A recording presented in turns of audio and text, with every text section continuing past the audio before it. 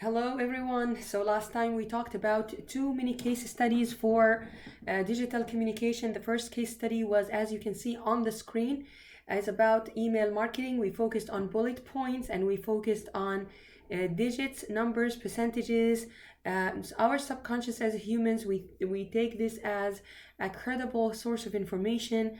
We talked about the importance of association with other bigger brands or bigger entities. And the third one was about also um, um, um, um, just maybe we can this heritage led the fight against dangerous defense cuts and reduced American role in the world. I feel like this is more of a bigger role that they anticipate. This is the kind of things we talked about last time, how we can transform this into this. So not all the time less is better, less text is better. Sometimes you might need to convince your donor through a clarity.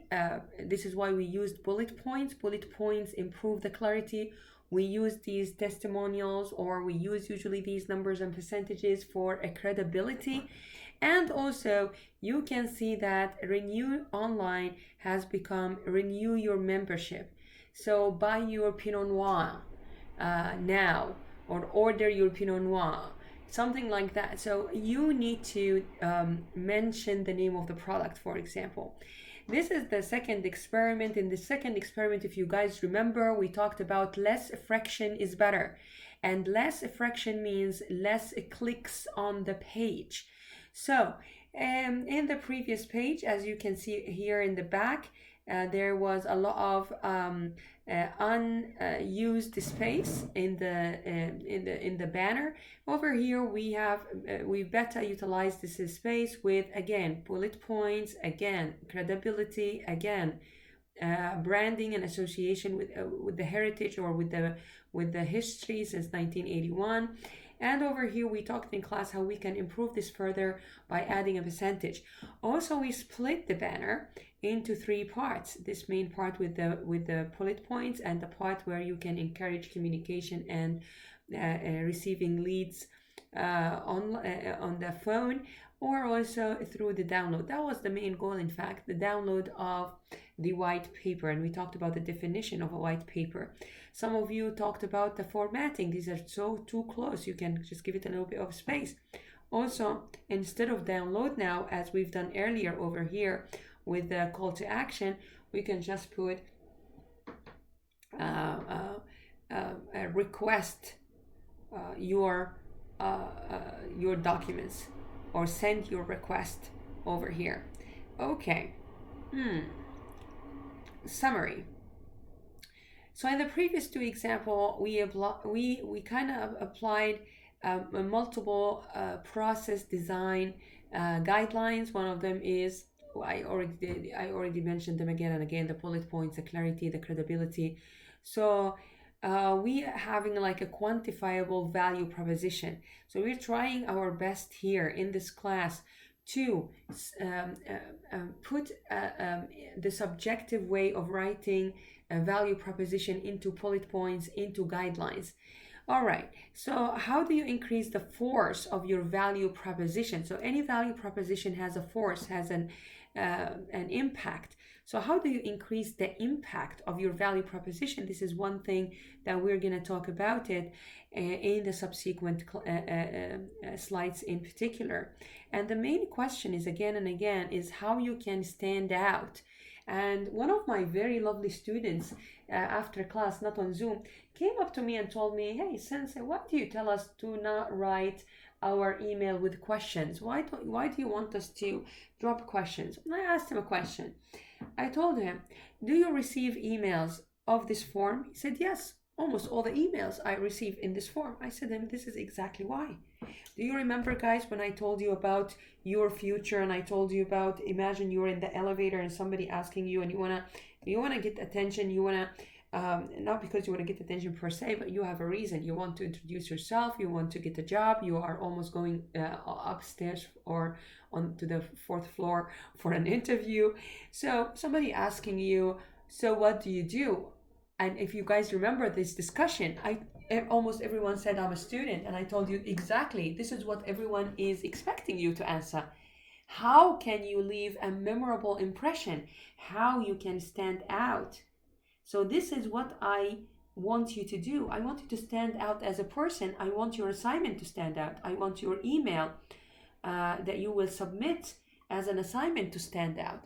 So it's all about standing out. Why? Because we live in a very competitive environment, business-wise and personal-wise. So my intention, guys, I'm sorry if I'm frustrating you and keep asking you to rewrite, do it again and do it again. But this is not a statistics or mathematics course, 1 + 1 = 2. This is non-linear, okay? So in fact, I hope that this class at the end of the day, even though with a little bit of frustrations, you can see why Nora is telling you do this and do that, and please repeat, please be careful, because I want you eventually to use all these skills in real life in the future and to sell yourself and your skills. So value proposition force formula or impact. It's like a profit formula. It's the perceived value minus the or the value force minus the value cost. So this is the net force over here. NF is the net force, and it's the perceived force minus the perceived cost. So when we're talking about perceived force, we're talking about the impact of that value proposition on your audience. Now, if you tell me, I know that you're young, I can tell, and you tell me I'm a student in TIU, I will say, yeah, okay. Many other people told me I'm a student at TIU going for an interview. But if you answer the question differently and concisely, you practice that one line, and it's not a cliche. It's that one line that tells me exactly what is it that you're doing, but not other than I'm a student, then that is the impact. Minus the perceived cost. So basically, the cost here for me is listening to you and spending my time. And I always say, they say time is money. I tell you, no, I don't agree with that. Money can buy so many things and everything, but not time. And time is not money. Time is way much more valuable. So the cost here is the time that I'm spending listening to you. All right, let's talk about the value force, the perceived value force.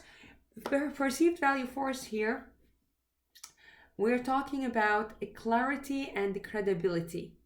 So with the perceived value force here, as you can see, the P here, it stands for clarity and stands for, as you can see, CL is clarity and CR is credibility. And the NF is the net force of the value proposition. VF is the value, there's the gross force of the value and gross force of the cost. And this, the P, is the perceived. In my marketing modeling course, probably talked too much about the philosophy behind the perceived, the word perceived.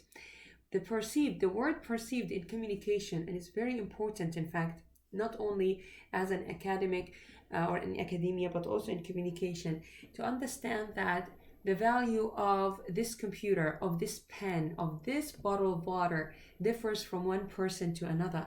And this value is unlocked as you are interacting with it, or based on previous experiences interacting with similar or same product.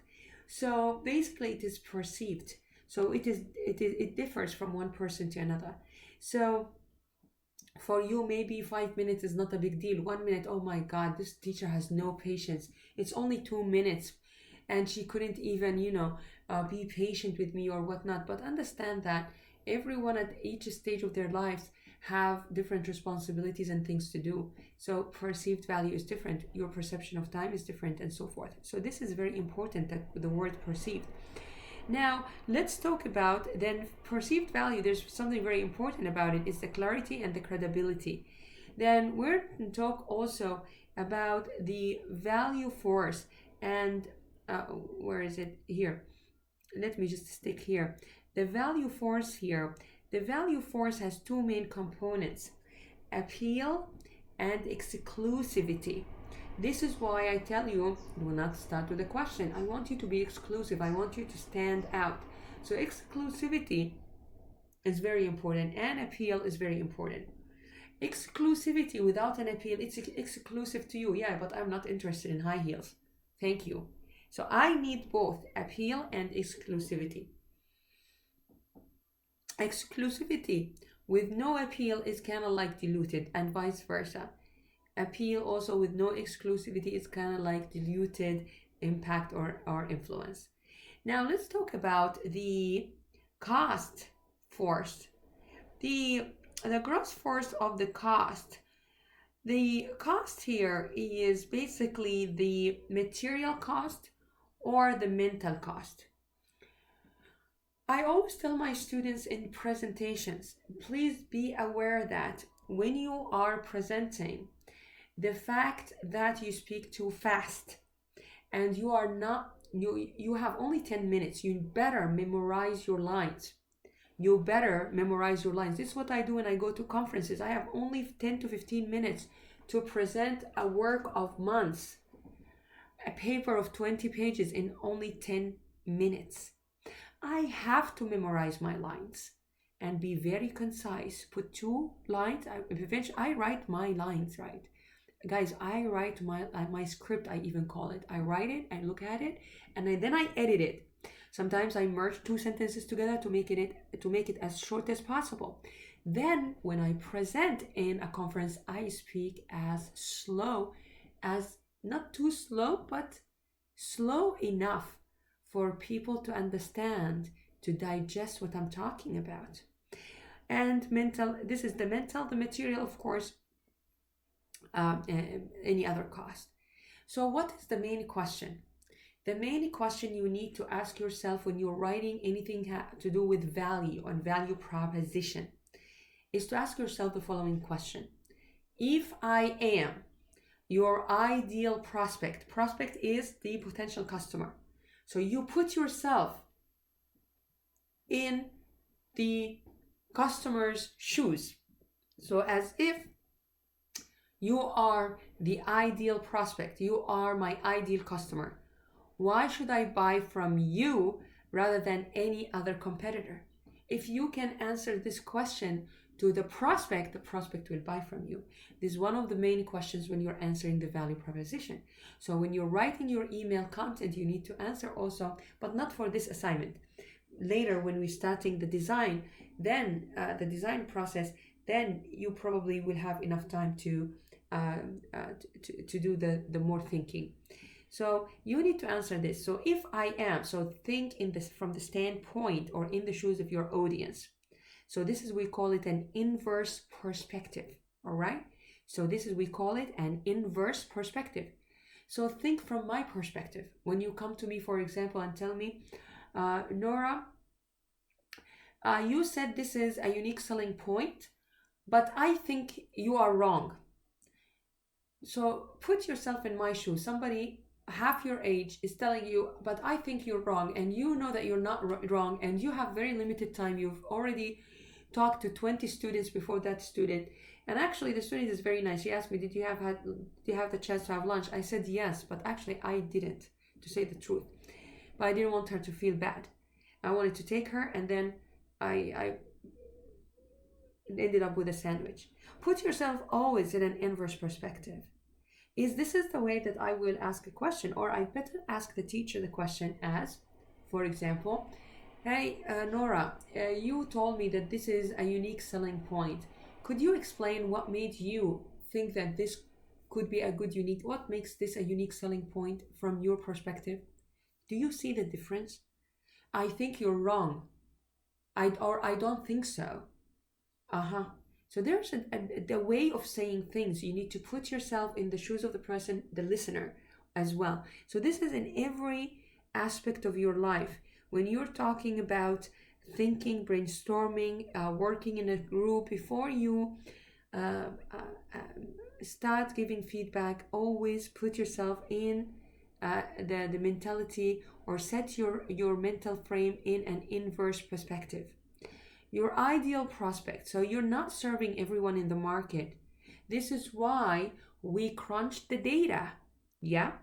This is why we crunched the data, meaning that we made clusters. We didn't make clusters, they were already there. We uncovered different groups and different clusters, and then based on each cluster, we said this is what this cluster most likely is interested in.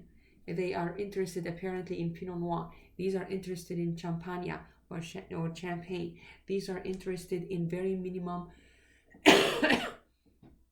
in a very minimum quantity, and so forth. So you need to know your ideal perspective. And this is why we started with the data analytics. So a proper value proposition is cognizant of and is accepting of the trade-offs of the fact that you can't give the best solution for everyone. You can't give the best solution for everyone. This is what you guys also, a smart question was, but is everyone going to be interested in Pinot Noir? Most likely. Anybody will be interested in Champagne and Malbec, for example. Most likely. There's nothing 100% all that segment clients will be interested in it, but to the best of our knowledge, most likely. If I am your ideal prospect, why should I buy from you? Now, if you noticed here, we explained if I am, and we explained your ideal prospect. Over here, I'm going to explain buy from you, and I'm going to explain the second half. All right, so buy from you, what does that mean to you? So it is important that you remember that value proposition is about the why. Why should I buy from you? Why should I donate? If you guys kindly remember over here, this is why we didn't end up with one-line sentence. We ended up explaining to you why you should be donating based on the previous accomplishment. And this is why one of the things that I asked you, how can we improve it? And then we discussed together, maybe we could add another 3 bullet points here about what are we going to do with your donation in the future, right? Hopefully it will be aligned with your interest. So it is important always to answer the why, and it should be followed by the what, like what to do. Why from me, and what is it that I'm doing? So rather than any other or any of your competitors, this is because the offer has the only factor. This is the proposition statement, and this is why I told you at the very beginning when we started with the assignment, I said, okay, focus on 2 statements, value proposition and positioning. Then I said, you know what, with the assignment, value proposition only. Then we made it a little bit bigger, and we said, all right, now let's level up and put it in the frame of a value proposition and positioning statement along with other components. So this is the only factor, or this is the unique selling point, or the USP. And if your offer does not explain your unique selling point, this will not be clearly articulated and used to enforce your value proposition. So for example, one of my students, she suggested that my unique selling point is bundling. And well, I was like, okay, this doesn't sound like a unique selling point, but I will say, yeah, maybe it is a unique selling point because you're thinking that the competitors are not offering a bundle. So, all right, I'm going to be easy and say, all right, if you don't have any other thing to leverage on, then I'm gonna leave it as is. None of you has leverage on maybe not none of you. I just randomly was looking at the assignments, but I haven't seen from the pooled assignments that I randomly selected, I haven't seen anybody saying value for money. Like the first, like the cost based competition is not a bad thing to leverage on as well. If you can't claim being organic or as all the things that we explained in class. So the only factor, let me explain in summary again, what is the unique selling point or the only factor? Unique selling point could be one of the benefits of the product. And this is why when my student asked me, is bundling all right? I said, of course it's all right, because it stems from the benefits of the product. If you guys remember that hierarchy that we started the definition and the difference between value proposition and positioning, and we said, which is positioning is the unique selling point in a sense. We said, for example, you have benefit A, B, C, D, and then one of the benefits you focus on as your positioning. So that is also, this is my explanation why I accepted the bundling as being part of the positioning or unique selling point. It is funny that a student herself telling me in another question, she's saying, you said that this is a unique selling point. I don't think this is a unique selling point. I want to give her the point, but she's telling me you're wrong. You shouldn't be giving me the point. So that's a kind of idle conversations that I really urge you not to waste your time before my time with. So let's talk about unique selling point. Unique selling point here is the stems from the benefits, unique benefits of the product. Unique selling point stems from the branding itself. So if you have a heritage, a long history, like Swiss watches, like Japanese companies of 100 years of heritage and history, you can leverage that, associate yourself with other brands, with other celebrities, or you are the number one choice of Madonna, for example. That is also could be considered incentive, like borderline incentive and a unique selling point, especially if Madonna only exclusively, for example,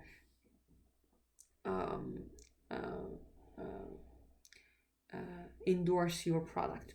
All right. The third one is whatever is trendy. So as you probably don't know, but Nike is having a big move towards social responsibility, recycling, and so forth. So these are the kind, and these the corporate social responsibility, for example, the climate change related matters, animal cruelty. Nowadays, we're talking also about healthy lifestyle and healthy eating and well-being, and also even mental health. I've seen many AR and VR applications are using this point nowadays during the corona situation, telling people, you know what, why don't you buy an Oculus device, which is a virtual reality headset mounted on the head, and you can travel anywhere you want, you can play games, you can interact with people virtually, and well, this is how we look into unique selling point or positioning, also based on the trends and what's going on at a certain period of time. So how do you write your value proposition, lovely people? You write your value proposition if your answer starts to sound like your slogan. This is why I also tell you no cliche, or your business description, or any overview of your model. If it sounds like you are simply parading a clever tone of words, then it is not appropriate. And one of the things also that was interesting through my conversations with the students is that I tell the student, all right, so you don't think this is appropriate or this is good. So why is it there? So why do you have that line there? You are wasting your time. Every line you're writing in email marketing, you should ask yourself, what value does this line brings to the reader? This line is telling me that there is 89% off. This line is telling me that it is for you. You are a business owner. Okay. This line is telling you and the audience that this is my unique selling point. For example, I'm organic, or I'm certified organic, and so forth. One of my also very good students that I met with, she showed me very interesting templates. The templates were a little bit, I told her I love it. It's a little childish. It doesn't probably suit the wine theme, but I saw how her style is, and it suits her. So if she works in an industry that suits her style and personality, she will be the perfect candidate. One of the things we were talking about is, why don't you add the Jess? Jess is the Japanese organization for organic food. Anything printed with a JES organization. Is it JES or GSS? I forgot what is it called really. Let me look it up. Organic Japanese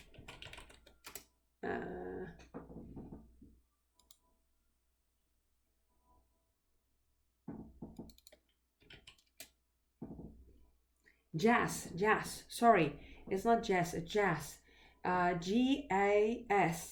GAS. So JAS, anything that has the logo of JAS, then this is organic, certified as being organic.